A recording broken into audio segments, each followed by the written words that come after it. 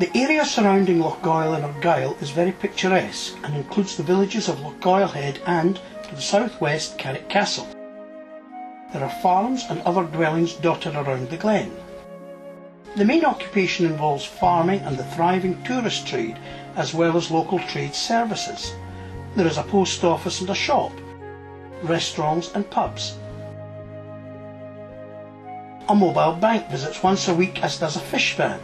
It is possible to get most but not all supplies delivered, so we are a close-knit and largely self-reliant community.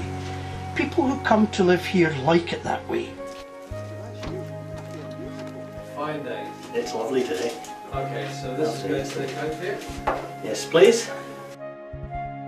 Due to the fact that the houses are spread out over a large area and with infrequent public transport, there is need for a community news sheet which is available to all at an affordable price.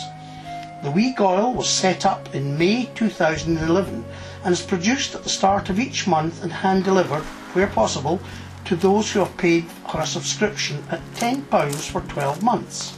We also post some copies to former residents who wish to keep in touch with the goings-on. There is even one sent to Australia. It is available in 3 local outlets on the 1st of each month for 50p. We have tried to produce an attractive booklet-sized paper in colour and is usually 16 pages in size. It contains reports of events, for example, our recent gala day and the many sporting activities that go on around the area. Advance notice is given about what is happening for the coming month in the Dates for Your Diary section.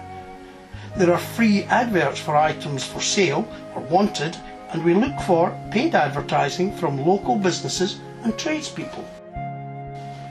The initial funds to get started were provided by our Community Council, and it is the intention that any excess funds each year are given back to assist with the community projects. Everyone involved, and there are now 8, are volunteers who give their time for the benefit of the community.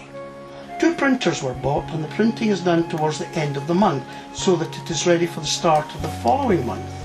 In this way it is possible to print only the number of copies which we know will sell, and there is little wastage of paper and other resources. The first issue in May of this year was posted to every house in the area free of charge. This was done to get the Wee Goil off to a flying start. This meant a large print run for the first month, but it has now settled down to about 200 copies each month. Considering there are only 250 houses in the area, we feel quite proud of our achievements. To some extent we have become victim of our own success. The costs of printing are more than the cover price, so we rely on advertising to balance the books. We have had to limit the size and number of copies. The team makes great use of computers and the internet in order to produce the Wee Goil each month. Apart from the printers, all this work is done in equipment which is maintained and run at personal expense. Everyone working on the project is happy to do this, as we know that the end result is a benefit to all our members of the community and not just those who have taken to the internet, and the changes in the way we now communicate that this has brought about. This low-tech end result allows us to communicate and is fundamental to our project, but we need funds to further develop the means to do it. £1,000 from this award scheme would allow us to buy better printers, which would be faster and with lower running costs. Anything in excess of £1,000 would buy a laptop computer which could be shared around the team and allow us to look at more efficient ways of developing the Wee Goil. As previously mentioned, this is a Community Council sponsored project and any surplus funds belongs to the Loch Goil community.